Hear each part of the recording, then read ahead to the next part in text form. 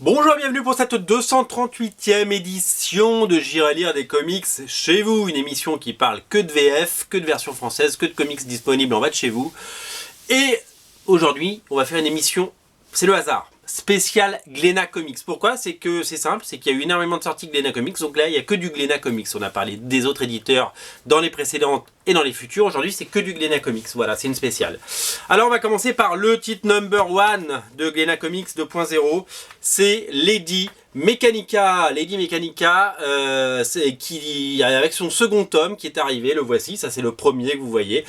Et donc quand vous avez ces deux tomes, vous avez l'intégrale de la première série Lady Mechanika, donc qui avait commencé chez Aspen Comics il y a quelques années, terminé chez Benitez Productions, donc la maison de production de Joey Benitez, le papa de Lady Mechanika. Donc voilà, 2 tomes pour une intégrale. Donc le premier numéro a cartonné, mais cartonné, c'est-à-dire que il n'y a pas que les lecteurs de comics qui l'ont lu, c'est allé comme des séries comme Saga ou des choses comme ça, au-delà du lectorat comics, donc ça c'est absolument formidable. Cette série a traversé la frontière invisible du comics. Pourquoi? D'abord pour ses qualités graphiques essentiellement, je pense, qui ont séduit. Il faut dire que l'auteur est un génie, hein. Joey Benitez a fait des merveilles, et le succès aussi bien aux États-Unis qu'en France de cette série prouve qu'il a eu raison de se lancer dans cette expérience folle de l'auto-édition et de soutenir son personnage Lady Mechanika. Alors, Lady Mechanika, ça raconte quoi? Ça se passe en 1780, en 1860. Oh là, je ne sais plus. Attendez. Ah là là, 1878. C'est une série steampunk, c'est-à-dire que on est dans la révolution industrielle. C'est un univers très entre Jules Verne et Gustave Eiffel, si vous voulez. Et c'est dans un monde donc steampunk où la vapeur a remplacé l'énergie électrique, le charbon et toute l'énergie fossile qu'on peut avoir. Voilà. Donc c'est un monde plein de vapeur. On a vu ce monde dans le dessin animé Steam Boy de Katsuhiro Otomo. On connaît très bien Tardy a déjà dessiné du steampunk dans la BD franco-belge, notamment pour un dessin animé qui était sorti il y a 2 ans au cinéma, etc., etc., etc. Donc l'univers on le connaît, le steampunk c'est magnifique, c'est victorien, c'est très très beau, c'est très graphique. Il y a un dessin animé que j'adorais aussi qui s'appelait Nadia et le secret de l'eau bleue qui avait un univers steampunk. Voilà pour vous parler un petit peu de cet univers. Lady Mechanika est une espèce d'enquêtrice, une espèce de Sherlock Holmes au féminin qui a des bras mécaniques et qui a des zones d'ombre sur son passé. Elle va devoir résoudre des enquêtes et aller à la recherche de ses origines pour savoir d'où elle vient, puisque elle a perdu, elle se souvient plus d'une partie de son passé. Voilà pour le pitch global. La première mini-série donc est regroupée là-dedans. Qu'est-ce que je peux vous dire? Que les éditions sont très complètes, alors ça je vais vous en parler. Donc ça c'est l'édition normale, celle que vous trouverez partout, chez votre libraire d'en bas, chez à la Fnac, chez Cultura, chez Amazon, partout. Ça c'est l'édition normale. Sachez qu'il existe une édition collector qui a été édité à 500 exemplaires pour un salon et qui est encore disponible, puisque il y en a notamment sur Amazon. J'en ai trouvé sur Amazon et je sais que les clients qui la commandent les reçoivent. Je ne sais pas par quel principe, je ne sais pas comment c'est possible, mais voilà. Donc hop, 2 éditions pour le tome 2. Vous me suivez jusque là? Sachez que le tome 3 hop, arrivera en mars de l'année prochaine. Et sachez que le tome 3 reprend la mini-série, la deuxième mini-série qui s'appelle The Tablet of Destiny, et donc ça va s'appeler les tables du destin, je crois, ou les tablettes du destin. Et donc voilà, on va reparler de Lady Mechanika très bientôt. Donc on récapitule ce qu'il faut suivre. Tome 1, première partie de la première série. Tome 2, deuxième partie de la première série. 2 couvertures différentes, couverture normale, des milliers d'exemplaires, couverture collector, seulement 500. Et ils ont décidé de nous faire une édition collector. Alors moi j'ai un print qui va avec, je vous montre le print, hop, j'ai un print, mais le print normalement il est pas, je crois qu'il n'est pas vendu avec. Édition collector, alors plus grand format, regardez, hop on est plus grand, on est carrément plus grand, donc quasiment format BD. Et là-dedans, on a l'intégralité de donc appelons ça une saison, on a l'intégralité de la première saison de Lady Mechanika. Donc on a tous les épisodes, l'épisode 0, les 5 épisodes de Lady Mechanika en grand format. En grand format, je ne sais même pas montrer l'intérieur. Oh là là, profitons de ces grandes pages pour vous montrer l'intérieur. C'est absolument somptueux. Et l'art de Joey Benitez explose dans ces grandes pages. Et finalement, je me dis en tant que fidèle lecteur de Lady Mechanika et amoureux de cette série, je me dis, n'aurait-il pas fallu, depuis le départ, faire un grand format ? Bon, alors sachez que ça c'est également une édition limitée, puisque nous sommes sur 1878 exemplaires seulement. Alors c'est beaucoup 1878 exemplaires, je vais pas vous dire achetez-le aujourd'hui, il n'y en aura plus demain. Par contre, après-demain il risque de ne plus y en avoir, parce que 1878 c'est beaucoup pour un comics, mais c'est pas beaucoup pour une BD. Et comme on est sur des chiffres de vente de bande dessinée traditionnelle, je pense que, vu qu'il y a un caractère assez exceptionnel parce qu'il n'y aura pas de retirage, je pense que c'est plutôt un bon achat. Ça c'est un très très beau cadeau à faire à Noël, c'est un très très beau cadeau à faire à vos amis, et si vous avez envie de découvrir une bonne série. Alors quelle est la différence entre le tome 2, enfin entre ces deux tomes et ça ? Globalement, en termes de prix, c'est la même chose, parce qu'on est, je crois, autour de 28 € quand on achète les deux. Et là aussi, on est autour de 28 €. Donc, je crois qu'à quelques centimes, ou voire 1 euro près, on est dans les mêmes eaux. Sachez qu'il y a une différence de contenu éditorial. Dans le deuxième tome de Lady Mechanika, vu qu'il n'y a que l'épisode 4 et 5, il n'y a que 2 épisodes, il y a une énorme section bonus à la fin, avec des carnets de croquis, les premières pages des tablettes du destin, les tablettes de la destinée, la prochaine série Lady Mechanika. Donc on a toutes les premières pages qui sont d'un niveau absolument génial, donc un petit preview bien sympathique. On a la chose merveilleuse, l'ensemble des couvertures en couleur. Vous savez que Lady Mechanika est synonyme de belles couvertures, et donc d'auteurs invités comme je peux vous montrer des gens comme Ale Garza, Francesco, il y a J. Scott Campbell, Nairo Fino, enfin voilà. Donc il y a toutes les variantes cover, et ça c'est absolument génial. Kenneth Rocafort, voilà. Et donc ça c'est un vrai régal pour les yeux. Regardez toutes les couvertures qui sont normalement vendues que sur le site de Joey Benitez. Ces couvertures dessinées par Peter Stegerwald, et bien complètement inédites parce qu'en France on les a pas. Et bien sachez qu'elles sont disponibles. Sachez qu'on retrouve également donc dans la version simple les premières pages de la série Raceborn, l'autre série de Joey Benitez qui sort en février chez Glénat Comics. Et donc ça va être super chouette, on en reparlera quand ça sortira. Donc voilà, donc là si vous prenez l'édition normale, petit format en 2 volumes, vous avez toutes les couvertures. Et si vous prenez l'édition normale, l'édition collector, pardon, à 1878 exemplaires, grand format, vous avez l'ensemble des épisodes, mais vous n'avez pas toutes les couvertures, et c'est peut-être ce qui manque. Vous avez 12 couvertures un peu sketch, qui sont des couvertures hyper rares pour le coup, et donc du coup, un autre contenu. Donc finalement, vous n'avez jamais l'intégrale si vous prenez l'un et l'autre. Donc maintenant c'est à vous de faire votre choix, en sachant que bon, si vous êtes un vrai collectionneur, vous prenez les deux, parce qu'il y a quand même toutes les couvertures. Et c'est un peu dommage de ne pas avoir une édition, on va dire, définitive. Alors peut-être que dans 5 ans on aura une édition définitive, mais voilà. Donc on a l'ensemble des épisodes, on a les 5 épisodes plus le 0 là-dedans, des couvertures inédites. Et si vous voulez toutes les couvertures variantes, il faut prendre l'édition normale en petit format. Voilà, faites votre choix, vous êtes quand même des milliers à avoir acheté le tome 1 dans cette édition comme ça. Donc je pense que vous allez continuer cette collection. Et si vous n'avez jamais lu Lady Mechanika, vous avez un beau cadeau à faire à quelqu'un que vous aimez, eh bien sachez que vous pouvez vous prendre celle-là. Voilà. Alors, voilà, ça c'est dit, ça c'est fait. Hop, je vais ranger un petit peu. Je fais un peu de rangement là, parce que voilà. Donc dans la même collection que Lady Mechanika édition collector, est sorti The Wicked and the Divine, et d'une série dont, alors j'ai pas la version normale, alors sachez que c'est pareil pour le tome 1 de The Wicked and the Divine, c'est presque pareil.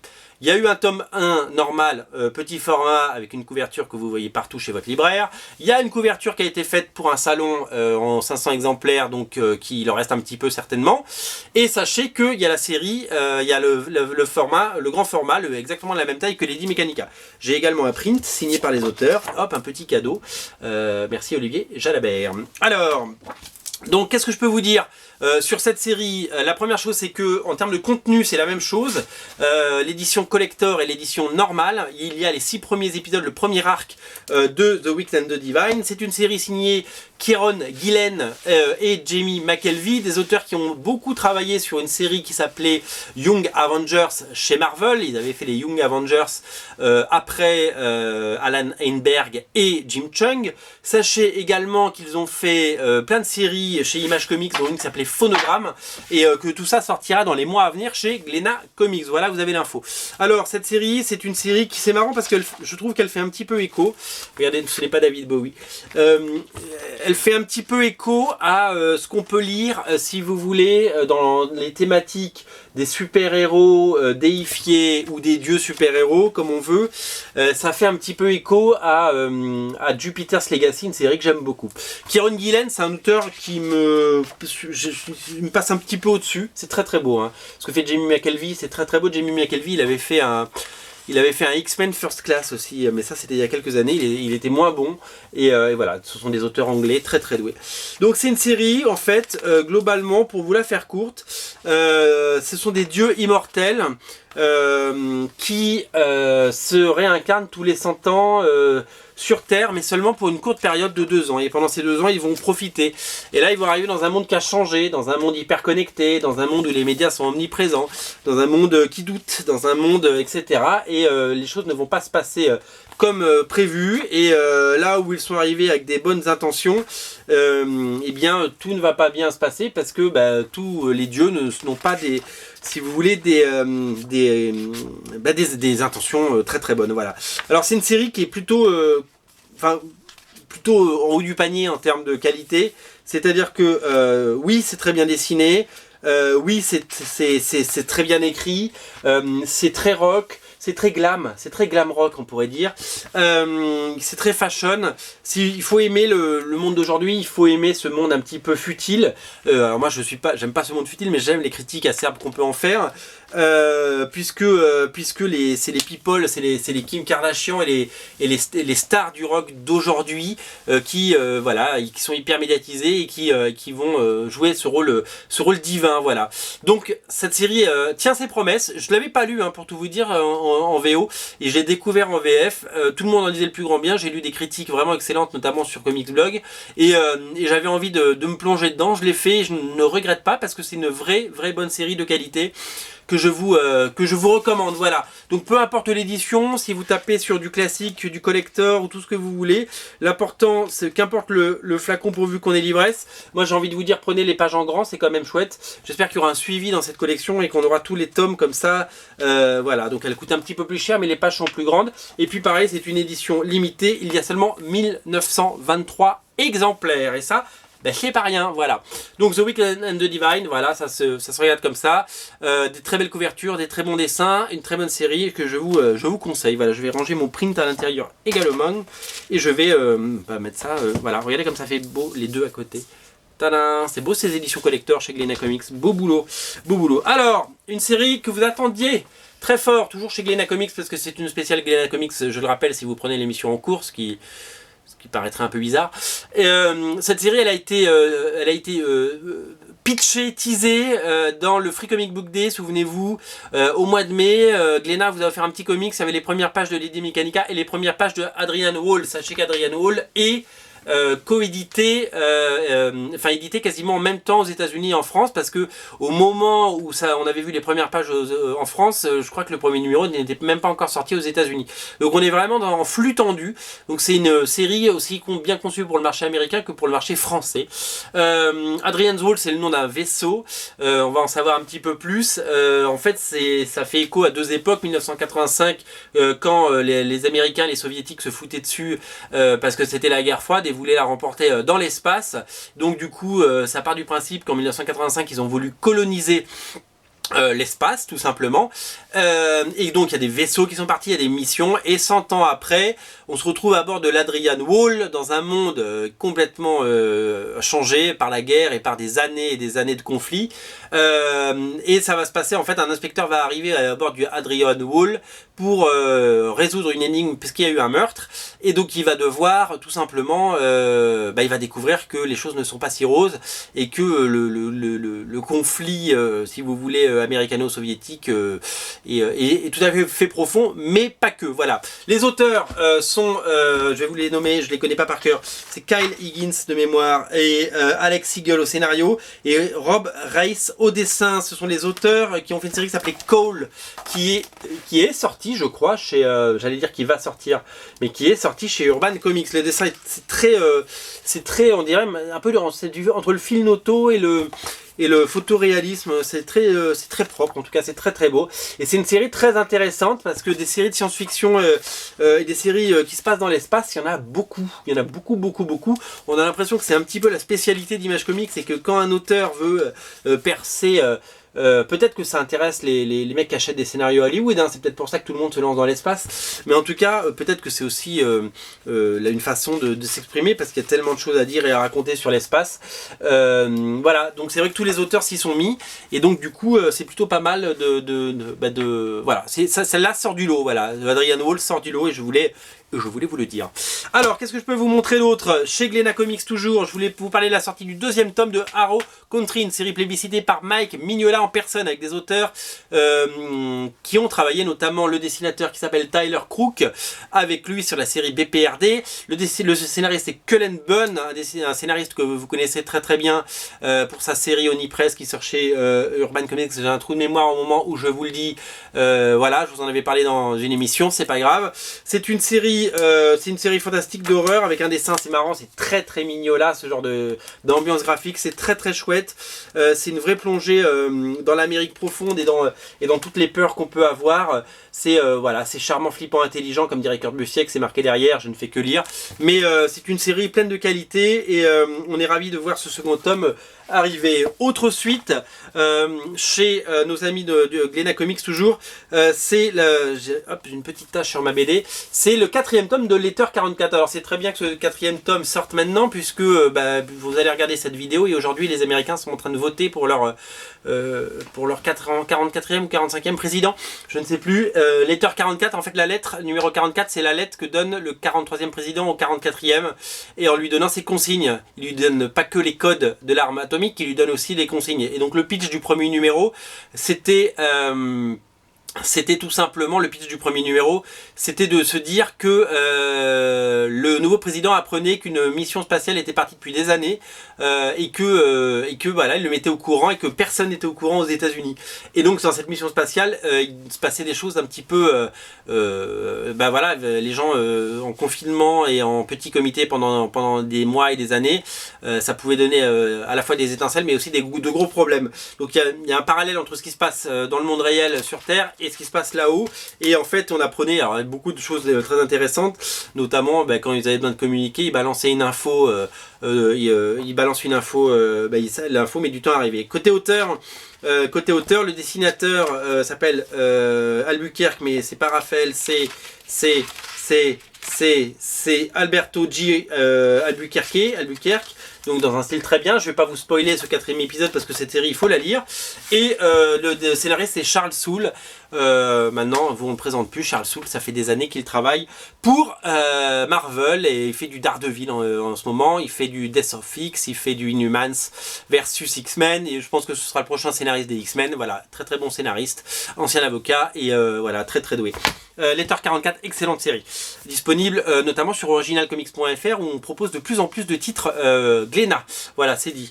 Je voulais également vous signaler la sortie de X-Files Archive. On en est déjà au numéro 3. Ce sont les anciens numéros qui sont ressortis chez IDW. La particularité sympathique, c'est que c'est rigolote, c'est que c'est Charlie Adlard au dessin. Vous connaissez, c'est le dessinateur de Walking Dead. Avant qu'il soit une star, avant qu'il soit connu, il dessinait déjà des trucs qui passent à la télé, sauf que dans X-Files X-Files, il dessinait des trucs de la télé alors que la télé met en image des trucs qu'il a dessinés dans Walking Dead. Donc il n'était pas encore une méga star et il était beaucoup moins doué, c'est beaucoup moins chouette évidemment. Mais voilà, si vous aimez les X-Files, sachez que Glénat fait un travail assez incroyable d'archives et qui présente également les nouvelles séries. Donc il y en a pour tous les goûts. Et puis ça sort de façon assez, je crois qu'on en est au 6e tome sur les 2 séries en quelques mois, donc c'est assez soutenu. Et ce que je voulais également vous présenter, c'est dans une collection plus souple, avec des... non, il n'y a pas de rabat, je pensais qu'il y avait des rabats. C'est la série J'aime et les hologrammes, une série IDW aux États-Unis dans un style graphique qui rappelle un petit peu des séries comme Scott Pilgrim. C'est très coloré et c'est très cartoony. C'est dessiné par un dessinateur qui s'appelle... ah non, c'est pas Ross Campbell, je pensais que c'était Ross Campbell qui dessinait.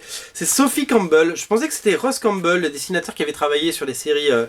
Voilà, ben, je me suis complètement gouré. Voilà, si vous êtes nostalgique du dessin animé des années 80, J'aime et les hologrammes, sachez que ils en ont fait une adaptation plutôt fun et plutôt colorée, plutôt sympa, que j'ai offert à mon épouse. Voilà. Enfin, on termine par une série que je vous présente par principe. Je ne suis pas fan, on parlait de cette science-fiction débordante. C'est Drifter, moi je suis pas un grand fan, c'est magnifiquement, c'est très très beau graphiquement, mais j'ai pas du tout accroché à cette série, peut-être qu'il faudrait que je lui donne une seconde chance, voilà. Le 3e tome est disponible et je voulais vous le signaler. Voilà, c'était la 238e émission déjà. Voilà, ben, vous savez ce qu'il vous reste à faire.